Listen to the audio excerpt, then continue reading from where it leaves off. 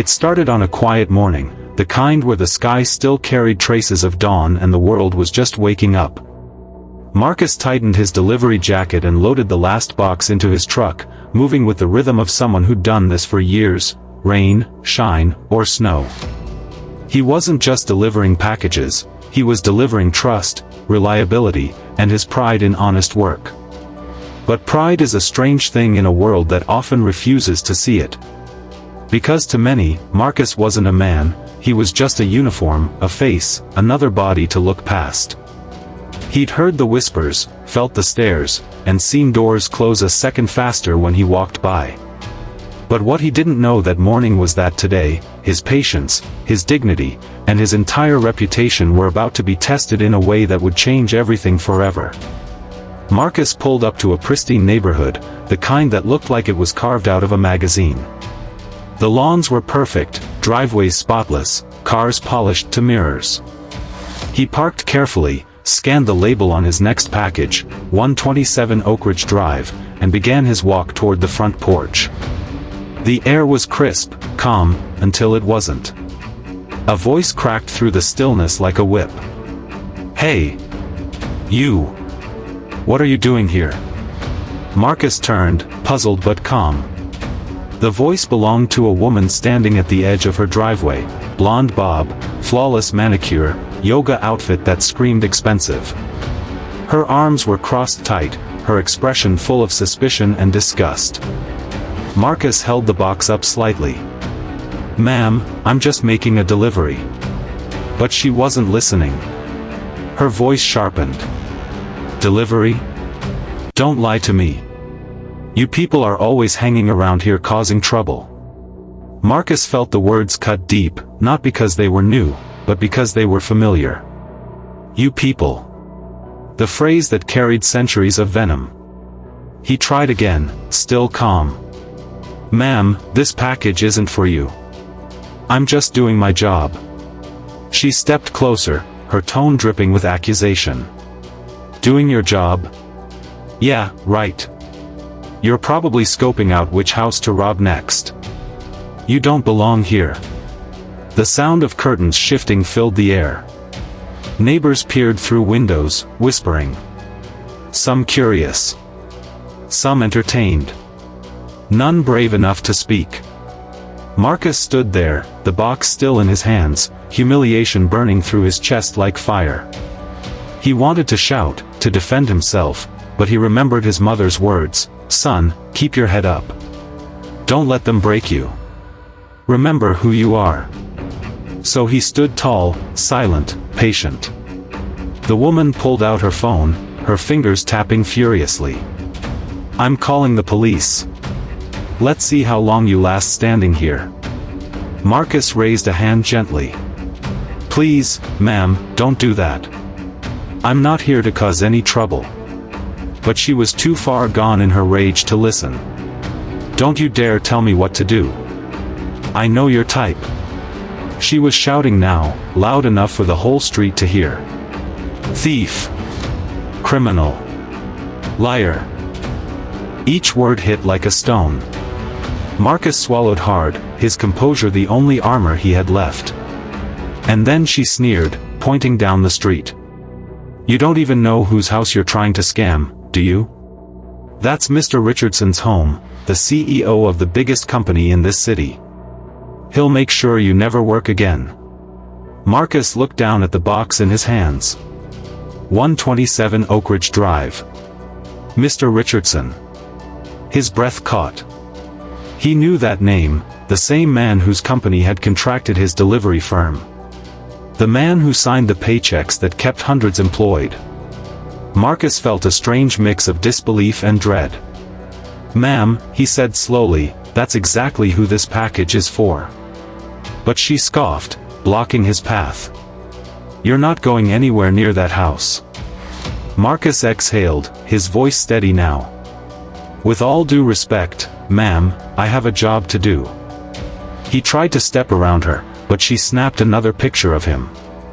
"I'll make sure everyone sees what kind of thief you are." He walked on, boots crunching against gravel, each step a testament to his restraint. The street was silent except for the murmurs of neighbors who didn't know whether to pity or judge. He reached the door and pressed the bell. Seconds later, the door opened, and there stood Mr. Richardson himself. Tall, commanding, in a crisp suit, holding a coffee mug. When he saw Marcus, his face softened instantly. "Marcus. My man, you're early. Appreciate it." Marcus managed a small smile, relief washing over him. But before he could reply, that same shrill voice echoed again. "Richard, honey. You won't believe this, I caught this man sneaking around. He was about to steal something." The CEO froze, his smile fading. He turned slowly toward his wife, confusion clouding his face. "What are you talking about?" She pointed furiously at Marcus. "He was lurking. I saw him. He was pretending to deliver something. I know his kind." For a moment, silence hung in the air. Then Richardson's expression hardened. "Are you telling me," he said quietly, "that you harassed my delivery driver? The same man who's been working with us for years?" The woman faltered, her confidence wavering. "And no, he looked suspicious. I was trying to protect the neighborhood." Richardson's jaw tightened, his voice low and sharp. "Do you even know who this man is?" Marcus shifted awkwardly, wanting to disappear. "This," Richardson said, pointing to Marcus, "is the most reliable worker I know. He's never late. Never careless. And while you're out here embarrassing yourself, and me, in front of the whole neighborhood, he's doing his job with dignity." Gasps echoed from nearby lawns. The woman's face turned pale. "You said he didn't belong," Richardson continued, "but let me tell you something, he belongs here far more than your arrogance ever will." The word struck like thunder. Neighbors looked away. Some nodded quietly. The woman's voice cracked, "Richard, please." He raised a hand. "Enough." Then, turning to Marcus, his voice softened. "Keep doing what you do, son. You've got my respect." Marcus nodded, his throat tight. He wanted to thank him but couldn't find the words. He just turned and walked back toward his truck, head high, the morning sun glinting off the tears he refused to shed. But the story didn't end there. As Marcus climbed into his truck, his phone buzzed. A new message flashed on the screen: "Report to headquarters immediately. Urgent." Marcus frowned, confusion knotting his stomach. He hadn't even finished his route. When he arrived at the delivery office, the air felt different, heavy. Co-workers glanced his way, then looked down quickly. The receptionist's forced smile faded when she realized where he was headed. He knocked on the manager's door. "Come in." Mr. Donovan, the regional manager, sat behind a polished desk, tapping a pen. His eyes were cold, detached. "Marcus," he said, "do you know why you're here?" Marcus shook his head. "No, sir." Donovan slid a folder across the desk. "We've received a formal complaint against you. Accusations of intimidation and unprofessional behavior." Marcus froze. "Sir, that's not true. I was harassed, not the other way around." Donovan leaned back, unimpressed. "So you expect me to believe this woman just started yelling for no reason?" "Yes, sir," Marcus said firmly. "Because that's exactly what happened." Donovan sighed. "You've been a decent worker, Marcus, but let's be honest, people like you tend to attract trouble. The client's from a powerful neighborhood. We can't afford bad press." Marcus felt his stomach twist at those words. "People like you." Donovan folded his arms. "You're suspended while we investigate. If the complaint sticks, you're finished here." Before Marcus could respond, the office door opened, and in walked Mr. Richardson. The room shifted. Donovan shot to his feet. "Mr. Richardson. I wasn't expecting." Richardson didn't wait. What's going on here? Donovan stammered, just handling a misconduct complaint against your delivery driver. Richardson's expression turned dark. Misconduct? I was there. I saw what happened. Are you seriously entertaining that nonsense? Donovan faltered. Sir, the complaint came from one of our most affluent clients. We have to. Richardson slammed his hand on the desk. The only thing you need to worry about is this company's integrity. Marcus did nothing wrong. The silence was electric. Richardson turned to Marcus. You're cleared. And Donovan, make sure his record stays clean, or you'll be the one looking for work. Marcus exhaled, a wave of gratitude flooding him. For the first time that day, justice had spoken. But as Richardson left, Donovan's smile faded. His eyes turned cold. You think you're safe because the boss likes you? He whispered. Don't fool yourself. People like you never stay safe for long. Marcus said nothing. He simply turned and walked out, heart pounding.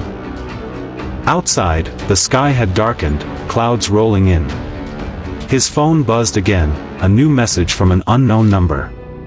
Be careful, Marcus. That woman wasn't your problem. Someone bigger is setting you up. Marcus froze, scanning the parking lot. No one. Just the wind. His pulse quickened. Setting me up? Marcus thought the worst was behind him. He thought truth had finally protected him. But sometimes the most dangerous enemies hide in plain sight. The next package he would deliver wouldn't just carry items for a customer, it would carry the key to exposing a conspiracy far bigger than he could imagine. Because the fight wasn't over. It was only just beginning. The morning after Marcus's suspension was lifted, the city felt colder than usual. The streets were busy, the noise constant, but in his chest was a silence that wouldn't go away. He'd survived humiliation, false accusations, and prejudice, but that message still haunted him: someone bigger is setting you up. He didn't know who sent it or what it meant, but deep down, he could feel it: something wasn't right. And that feeling would soon become a reality darker than anything he imagined. When Marcus walked into the delivery center that morning, the air was stiff. Conversation stopped the moment he entered. People looked away again, the same way they did before. He grabbed his scanner and route sheet, but as he turned to leave, the receptionist whispered, Marcus, be careful. They're saying someone filed another complaint. Marcus froze. What? Another one? She nodded quickly. But this one came from inside the company. That hit him like a punch to the gut. Inside? That meant someone in management wanted him gone, and they weren't giving up easily. As he loaded his truck, his phone buzzed again. Same unknown number. They're moving fast. Don't trust anyone today. Check the label before you deliver. Marcus's pulse quickened. He checked his route sheet. Everything looked normal except for one odd package. No sender listed, only an address he didn't recognize: 942 Glenview Corporate Drive. The label said, confidential, and the package itself was heavy, sealed tight with double tape. He almost left it behind, but something in his gut said no, deliver it, but stay alert. The hours passed. Every delivery was routine until the last one, the mystery package. The address led him to a towering glass building on the edge of town. Corporate, polished, expensive, the kind of place where decisions were made far above his pay grade. He parked, grabbed the box, and walked toward the lobby. A woman at the front desk looked up sharply. You're here for who? Marcus handed her the scanner. Delivery for internal office, package marked confidential. She frowned, typing something. That's strange. There's no record of any delivery expected today. Marcus glanced at the box again. Maybe it's for someone higher up. Before she could respond, a man in a navy suit stepped out of the elevator, tall, cold, expression unreadable. It was Mr. Donovan.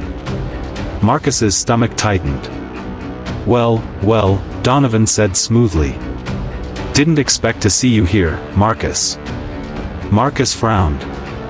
It's on my route, sir. Just doing my job. Donovan smiled thinly. Of course you are. Why don't you bring that up to my office? Marcus hesitated. Company policy doesn't allow. Donovan interrupted, voice firm. That's an order. Something felt off. But Marcus followed him upstairs. The elevator ride was silent, tension thick enough to cut. When they reached Donovan's office, the blinds were drawn, the room dim. Marcus set the package on the desk, waiting for a signature. Donovan stared at it for a long moment, then looked up slowly. You ever wonder, Marcus, he said, voice low, why men like you never make it past where you are? Marcus blinked, unsure where this was going. Sir? Donovan leaned forward, eyes hard. Because you don't understand how this world works. People like you get used, replaced, forgotten. You think the CEO's going to save you every time? Marcus's jaw clenched. I don't need saving. I just need fairness. Donovan chuckled darkly. Fairness doesn't exist here. Loyalty does. Power does. And I'm not about to let some delivery driver ruin that for me. He opened the box. Inside were stacks of documents, company contracts, invoices, and something else, financial records. Donovan looked up sharply, realizing Marcus had seen them. Marcus's eyes widened. The papers showed transactions between Donovan and a private contractor, money being siphoned from corporate accounts into fake shell companies. Marcus stepped back. Sir, what is this? Donovan's voice dropped to a hiss. It's none of your business. You were never supposed to see this. The truth hit Marcus like lightning. The complaint, the setup, the warning text, it was all connected. Donovan wasn't just a bitter manager, he was stealing from the company, and Marcus's humiliation had been a smokescreen to distract from it. Marcus shook his head slowly. You tried to use me. To make me the scapegoat. Donovan stood, circling the desk. You don't get it, Marcus. If you say one word about this, I'll make sure you never work again. You'll lose your job, your reputation, everything.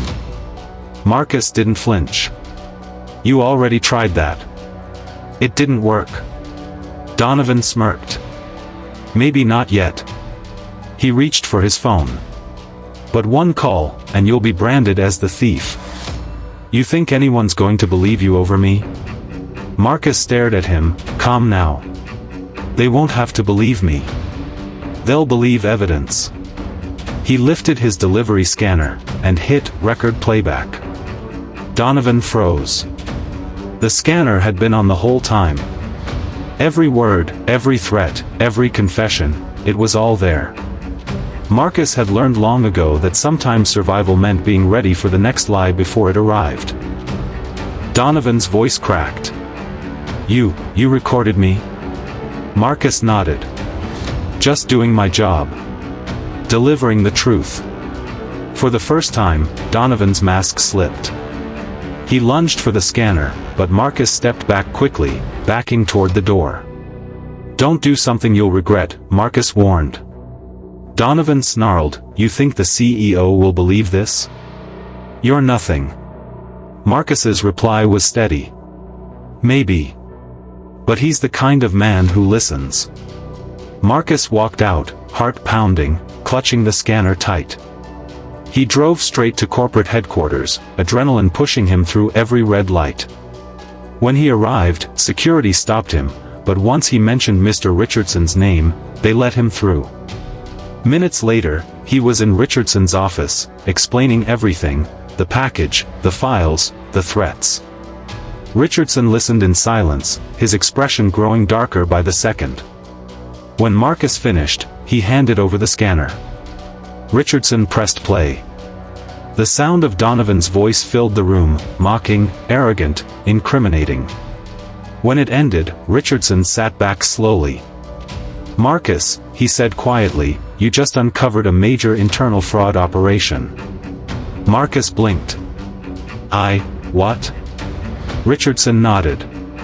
"He's been laundering company money for over a year.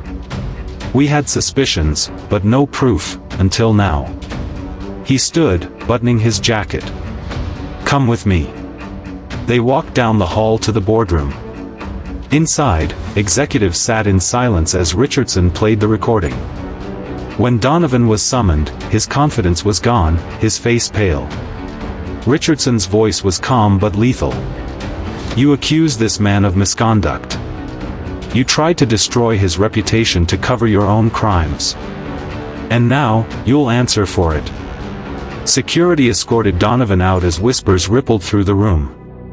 Richardson turned to Marcus, placing a hand on his shoulder. "You didn't just save your job, Marcus. You saved this company's name."